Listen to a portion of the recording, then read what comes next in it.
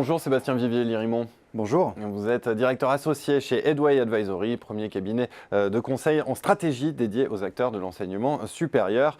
Et on va parler ensemble aujourd'hui d'international, plus précisément de stratégie d'expansion à l'international des établissements d'enseignement supérieur français. Ils vont tous vous dire que c'est un élément très important de leur stratégie.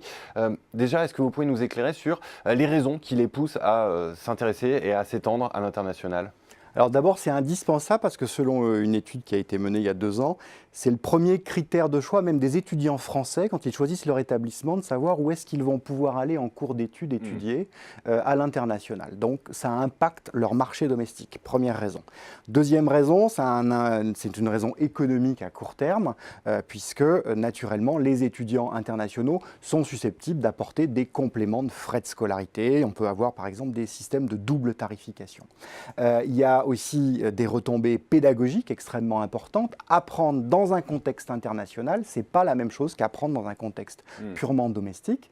Et puis des retombées économiques à long terme avec la guerre des talents qui rend indispensable l'attractivité du site France pour faire venir des étudiants. Mais il y a 197 pays dans le monde.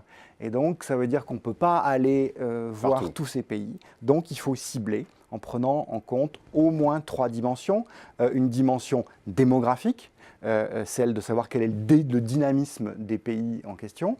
Une dimension économique aussi, parce que la mobilité internationale, même sur des modèles qui sont gratuits, comme c'est majoritairement le cas en France, coûte cher. Il faut s'expatrier, les frais de vie peuvent être importants dans des villes comme Paris.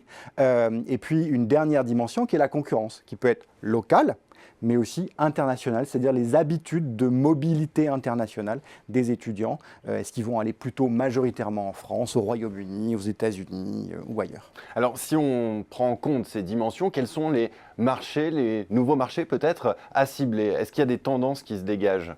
Alors, il faut clairement regarder du côté des émergents, comme l'Inde, comme le Mexique, comme la Colombie, comme le Vietnam. Beaucoup ont longtemps eu les yeux braqués sur la Chine.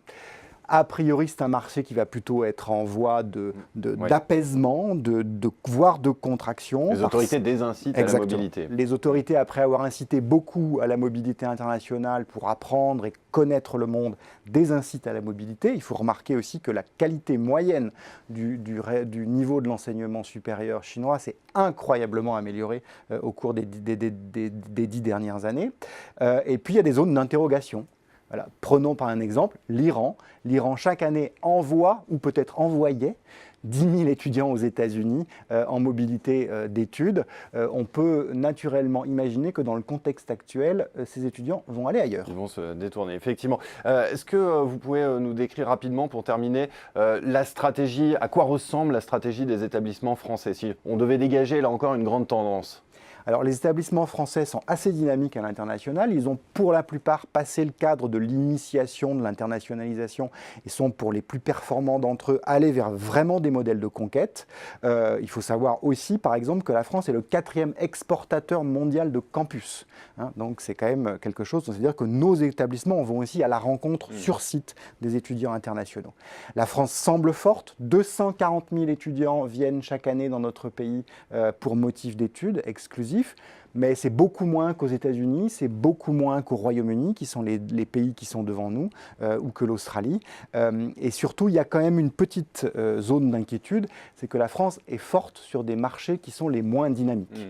30% des étudiants en mobilité incoming, c'est-à-dire ceux qui viennent pour motif d'études en France, viennent de 4 pays, mais qui sont plutôt des pays du Maghreb, plus la Chine, dans lesquels, on le sait, les mobilités sont moins importantes. Sur les 5 dernières années, juste un chiffre pour conclure, la France est plus 12% d'étudiants internationaux qui viennent chez nous, mais le marché mondial de la mobilité, c'est plus 22%. On est donc 10 points sous le marché.